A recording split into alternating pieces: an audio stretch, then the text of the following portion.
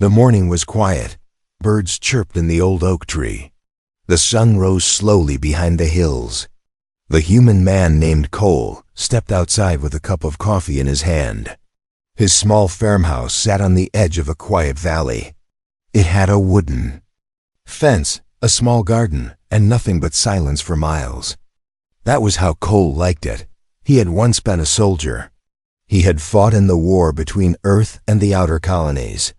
After the war ended, he wanted peace, far from people, far from noise. But today, peace broke apart. A strange sound came from the garden. It wasn't the wind, and it wasn't an animal. It sounded like someone falling into the dirt. Cole turned his head and walked toward the sound. As he got closer to the rows of growing tomatoes, he stopped. His eyes widened. There in the middle of his garden lay a woman. But not just any woman. Her skin was smooth and faintly glowing, like soft pearl light under her dirty clothes. Her long silver hair was tangled with dust and leaves. In her arms, she clutched a small girl, maybe 4 years old, fast asleep and covered in a thin cloth. Both of them were barefoot. Both of them looked like they hadn't eaten in days. Cole dropped his coffee mug. It shattered on the ground. He stepped forward slowly, unsure if they were alive. The woman's body was still, her arms shaking weakly as she tried to hold the child close. Then her lips moved. She whispered something. Cole leaned closer. "Please," she said in a weak voice, "don't let them take her." Then she fainted. Cole didn't know who she was or what she meant, but he could see the panic in her eyes before she lost consciousness. He looked down at the girl, still breathing, still asleep in her mother's arms. Something about this didn't feel right. Aliens weren't supposed to be on Earth without a license. He hadn't seen one in years, not since the borders were tightened. But now one was here, in his garden, begging for help. Cole picked the woman up gently and carried her into the house. She was light, too light. The child was barely more than skin and bone. He laid them both on his couch and grabbed a blanket. He wrapped them up and turned the heater on. Inside the dim room, the girl stirred. Her eyes opened, wide and bright, glowing with a soft green color that shimmered in the light. She looked around, afraid. Cole knelt beside her and tried to calm her. "It's all right," he said softly. "You're safe. Your mother is sleeping." The girl blinked at him. Then she spoke in a language he didn't understand. Her voice was soft, musical, but filled with fear. She reached for her mother and held her hand. Cole stood up and grabbed a first aid kit. He cleaned a wound on the woman's forehead and wrapped her wrist, which looked swollen. Then he heated up some soup and brought it to the couch. After an hour, the woman woke up slowly. Her eyes flickered open. They were deep blue, almost violet. She looked at him with fear, trying to sit up. He raised his hands to show he meant no harm. "You're safe," he said again. "I found you in my garden." The woman clutched her child and looked around. "Where are they?" she asked, her voice shaking. "Who?" Cole asked. She didn't answer at first. Then she whispered, "Hunters. They were chasing us. Please don't let them find her." Cole nodded slowly. "No one comes here. You're safe for now. But I need answers. Who are you? Why were you running?" The woman looked down. She held her daughter close and kissed her forehead. "My name is Sarala. This is my child, Aniri. We escaped from a ship. They wanted to sell her. She's not normal, not to them." Cole frowned. "Sell her?" Sarala nodded. "They called her a rare hybrid, valuable. They wanted to take her to a breeding farm. I couldn't let that happen." Cole clenched his jaw. He had heard rumors about those places during the war. Alien children taken from their parents, sold like animals. He never thought he'd see it happen. Sarala looked at him, tears in her eyes. "I don't know where to go. I just wanted her to live." Cole stood up. He looked out the window. The sky was still, but something deep in his gut told him this wasn't over. "You're not going anywhere," he said. "They won't take her. Not while you're under my roof," Sarala gasped. Her lips trembled. For the first time, she looked like she might cry from relief. Cole picked up his old rifle from the closet. He hadn't used it in years, but now it looked like the war had found him again. And this time, he wasn't fighting for Earth, he was fighting for them. The night came fast and cold inside the farmhouse. The air felt heavy. Cole sat in the dark with the old rifle in his lap. He listened to every sound outside. Even the wind brushing the leaves made his hands tighten on the grip. Sarala sat beside the fireplace holding her daughter close. The little girl had eaten a little soup and now rested against her mother's chest. Her tiny arms clung to Sarala as if she would fly away if she let go. The glow in her skin had grown brighter since sunset. Cole noticed it and frowned. "You said she is special?" He asked. Sarala nodded slowly, her face pale and tired. "They say she was born with ancient blood," she whispered. "Something from long ago when humans and aliens had peace. The bloodline was lost, but she carries it. That's why they want her. She is not just a child, she is a key to what Cole asked, to power, to something forgotten. They think she can awaken it, or breed more of it." Cole stood up and looked at the girl again. She was just a child, too small, too fragile. But there was something strange in her eyes, as if she had seen more than she should. "Will they come here?" he asked. Sarala looked up, her voice shaking. "They always follow. They never stop, and they are not human. They smell her. They feel her." Suddenly, the girl stirred in her mother's arms. She opened her glowing green eyes. Her lips moved fast in her strange language. Sarala gasped and turned to Cole. "She says someone is near. She feels it." Cole rushed to the window. He peered into the dark field beyond the garden. At first there was nothing, then a flicker of blue light behind the trees, moving slowly, then two more lights like burning stars. Grabbed the curtain and pulled it down. He turned to Sarala and whispered, "Get into the cellar now. Take her and go." She didn't argue. She lifted Aniri gently and followed him to the kitchen. Cole moved aside an old rug and pulled open a hidden door. Below were wooden steps leading to a small space lined with canned food and dust. "Stay here. No sound, no lights. Do not move until I come back." Sarala looked into his eyes and then nodded. She disappeared into the cellar, and Cole closed the door. He placed the rug back and returned to the living room. 3 knocks came at the front door, slow. Even Cole stood still. He didn't answer. He waited. Another set of knocks, louder this time. Then a voice spoke, not loud, but sharp. "Mr. Cole, we are from Galactic Recovery Services. We received a report that 2 dangerous fugitives may have passed through this area." Cole stepped forward. He opened the door a crack and looked out. 3 figures stood outside. Their suits looked human, but their faces were hidden under black masks. Their eyes glowed faint red through the visors. Each of them held a scanner device in one hand. Cole opened the door wider. He stood tall, dust on his shirt, rifle in one hand. "Haven't seen anyone," he said. "Just me and the birds." The middle one stepped closer, his voice calm. "We're looking for a mother and child alien, possibly injured, carrying a rare biological marker." Cole narrowed his eyes. "This is private property, and you're trespassing." The hunter scanned the ground. A red light ran over the grass. It stopped near the steps. He looked up. "There's a trace here, very faint, but fresh." Cole didn't move. He aimed the rifle slowly. "You should leave now." The second hunter tilted his head. "We have permission to search. Galactic law states." "I don't care what it states. You're not taking a child from my house. Not unless you're ready to die for it." The hunter froze. A long silence hung in the air. Then they turned without a word and walked back toward the dark trees. Their lights vanished one by one. Cole waited until all was quiet again. Then he locked the door. He pulled down the blinds. He sat in the chair and stared at the fire. Minutes passed. Then he lifted the rug again. He opened the cellar door. Sarala and Aniri were curled together like shadows. He helped them out and led them back to the couch. "They found your scent." She looked at him in fear. "Then they will come back." Cole nodded slowly. "Yes, and next time they won't knock." "We have to leave. Where will we go?" she asked. "Anywhere but here. I have someone, an old friend. He might help us. He owes me his life." Cole walked to the back room, pulled out a dusty bag, packed his tools.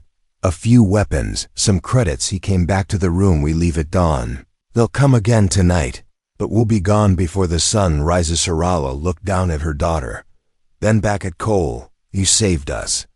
White Cole didn't answer at first. Then he whispered, because no one saved mine. He stared at the fire, and the fire stared back. The wind picked up as night swallowed the sky. Dust blew across the field like whispers trying to speak. Inside the farmhouse, the lights stayed off. The silence was sharp. Too sharp. Cole stood at the window holding his rifle. Sarala sat on the floor, with Aniri beside her. The little girl was quiet, too quiet. She had not moved for a long time. Her glowing eyes stared at the door. Unblinking. Cole's fingers drummed softly on the side of the rifle. His mind raced. He had been hunted before, but this time it was not for war. It was for a child who had done nothing but be born. Suddenly Aniri spoke.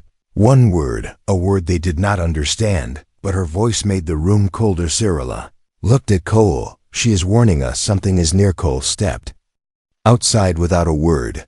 The sky was empty. No stars, no drones, only clouds that looked too still. He scanned the tree line. No movement.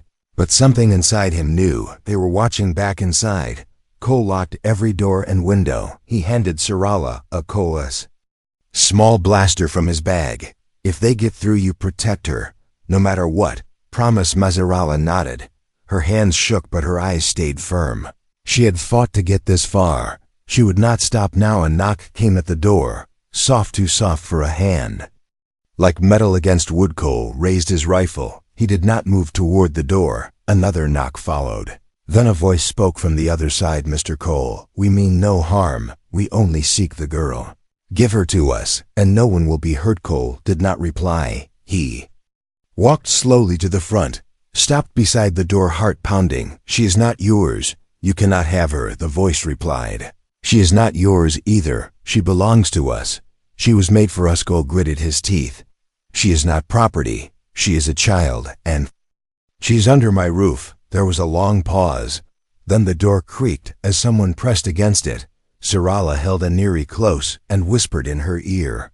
Aniri placed her hand on her mother's chest and closed her eyes. Cole looked through the side window. 3 figures stood outside again, but this time their masks were off, and their faces were not human. Pale skin like wet clay, eyes black and wide with no whites, mouths too narrow to smile. They looked like they were carved from nightmares. Cole took a breath and opened the door, just enough to speak.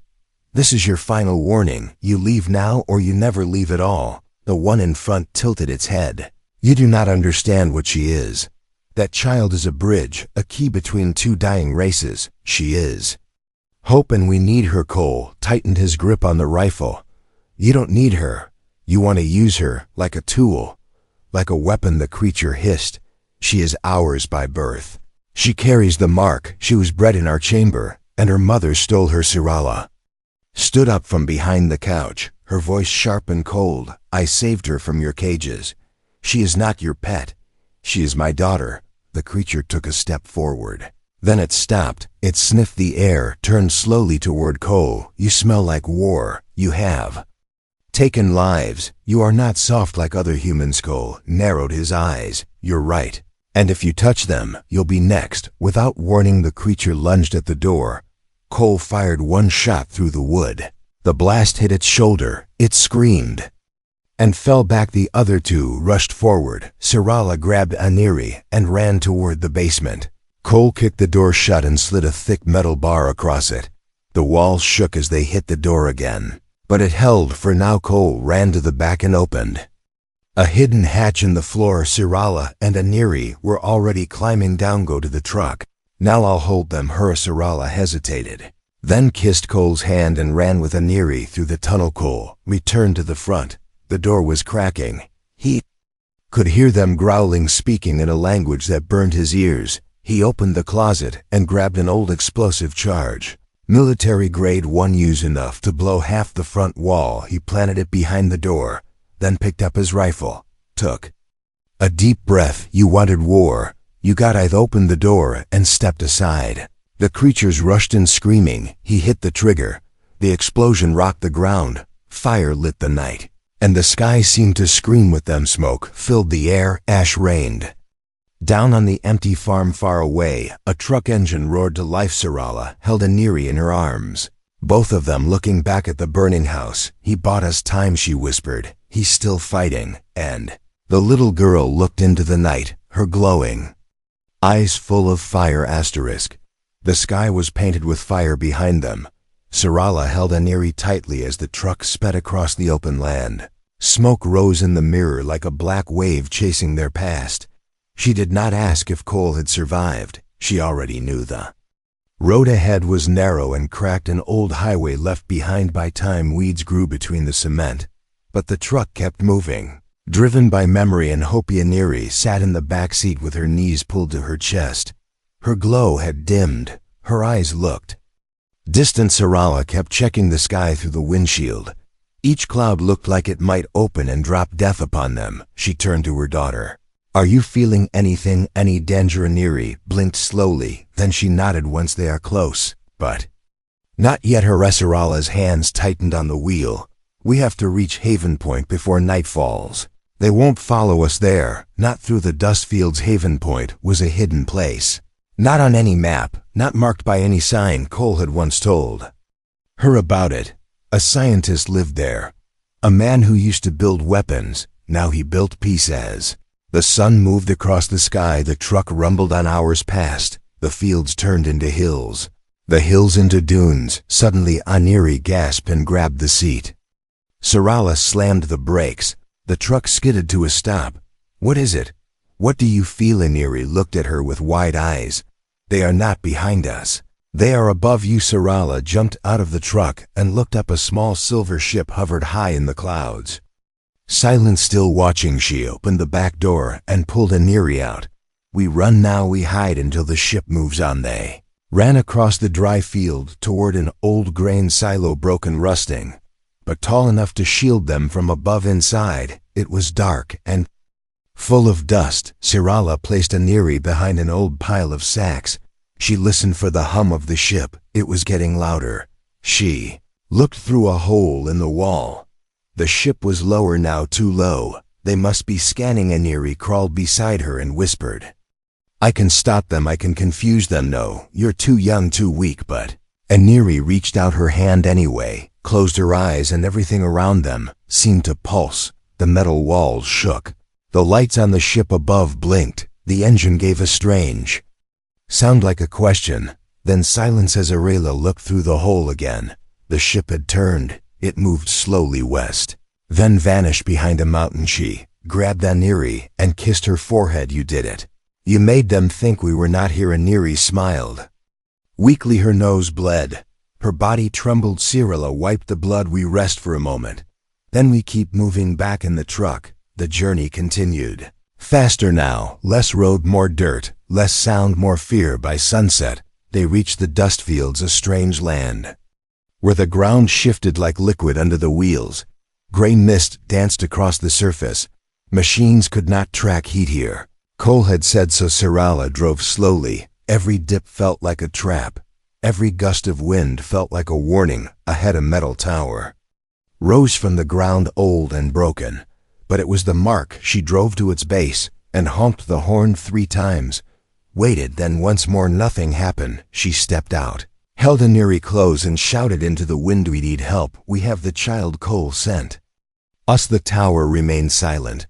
Then the ground beside it opened, a metal door. Sliding backlights spilled from the hole. Warm and white. Sarala stepped forward, then stopped. A man stood in the doorway, old, tall, wearing goggles and a long coat made of stitched fabric and leather. He looked at her, then at Aniri. You brought her. Cole said you might come in before they smell her again. Inside, the tunnel was clean and cold. Machines lined the walls. Screens blinked with unreadable codes. Aniri looked around with wonder and fear. The man closed the door behind them. I'm Dr. Mavic. I don't ask many questions, but I give answers when needed. Sarala held her daughter tightly. She needs safety. She needs food. She needs rest. Mavic nodded. You can stay here tonight. Tomorrow I tell you what she really is. He walked ahead through the tunnel. Sarala followed, her feet heavy, but her heart lighter. for the first time since the garden. She was not running, not yet. The silence inside the lab was deep. Too deep, it made every footstep sound loud.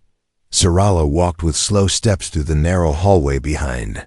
Dr. Mavic, she held Aniri close. The child's body was weak. Her skin had lost some glow, but her eyes still moved quickly, still searching, still sensing.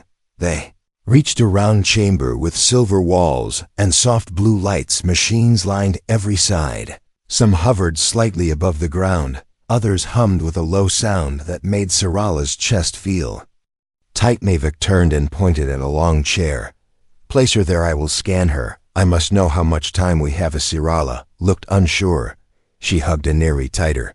"Trust is not easy, especially when you have been hunted." But Aniri nodded once, then reached toward the chair herself. Sarala placed her gently on the chair. Her small fingers gripped her mother's hand, then slowly let go. Mavic lowered a ring of lights over her body. It moved slowly from her head to her toes. The machines began to beep. Lights turned yellow, then green, then red. Mavic stared at the results.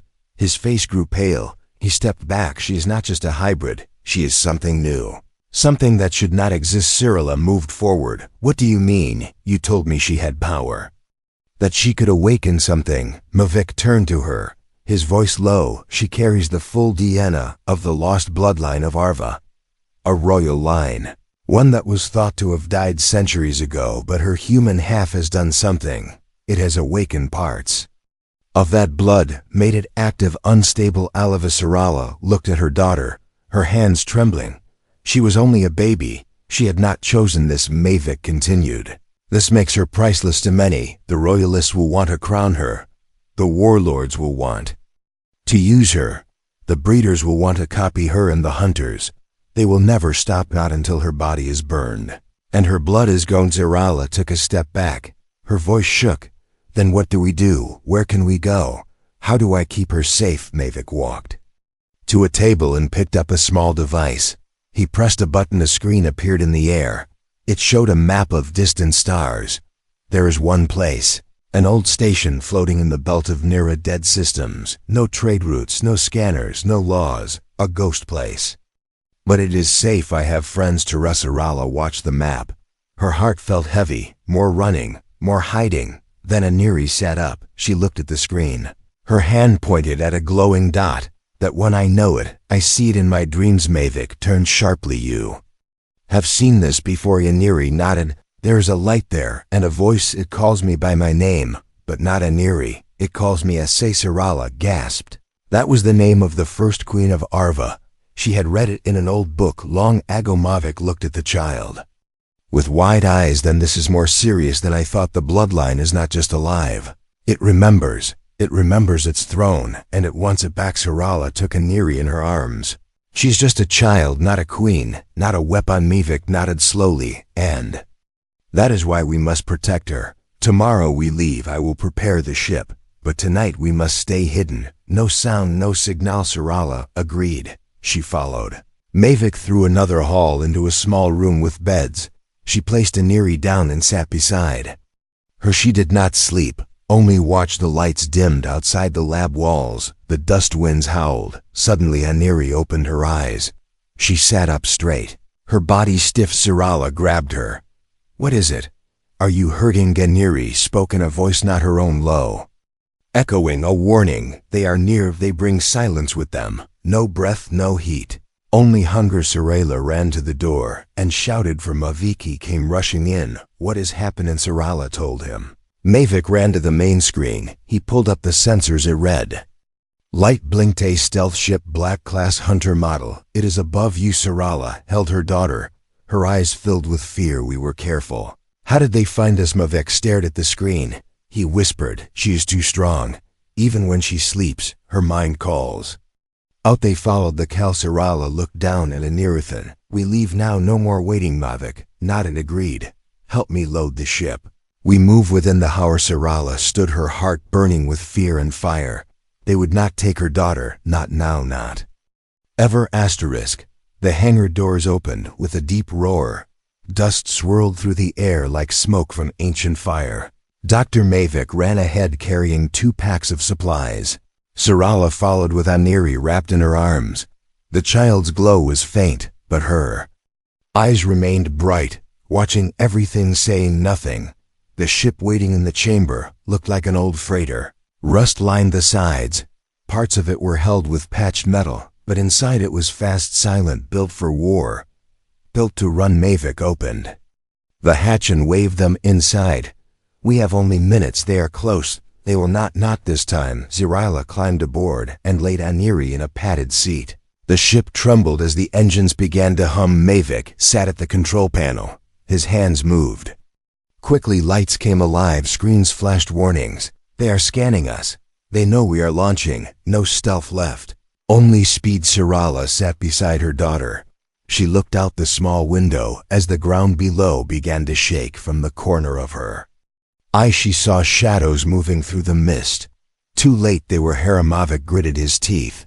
Hold on, this will be rough. The ship lifted. Rocks flew in every direction. Flames burst behind them as the lower hangar collapsed. Then they were in the air, rising fast, breaking through clouds. Sarala turned to look back. The lab was gone, swallowed by dust and fire. No way to return. No more safe places in the sky. A black shape appeared, long, sharp, hungry. The hunter ship moved like a knife. No sound. No light, only presence. They are locking weapons. Mavic shouted. We cannot outrun them, but we can hit. Sarala held Aniri close. The girl's body was cold, but her eyes still glowed. I can help, she whispered. Let me help. No, you must rest. You are too weak. But Aniri reached forward and touched the screen. A pattern appeared, strange and ancient. Mavic stared. Where did she learn that? Sarala shook her head. I do not know. It comes to her in dreams. Ship's path shifted. A burst of light filled the cabin. Then they vanished from view.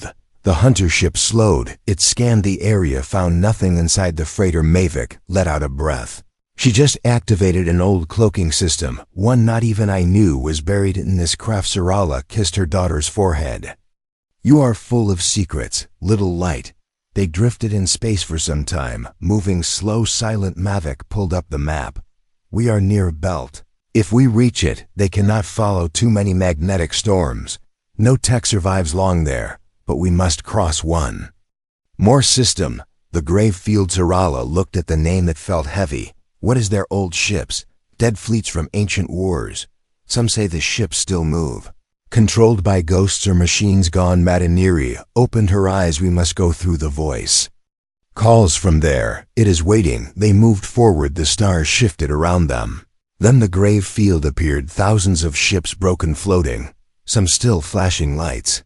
Others dark, lifeless. Sarala stared. It looked like a sea of bones, steel, and silence. Mavic guided the ship carefully. One wrong move, and they would be lost among the wreckage. Then the hunter ship appeared again, faster, meaner, with glowing eyes like red fire. They found us again. Mavic shouted.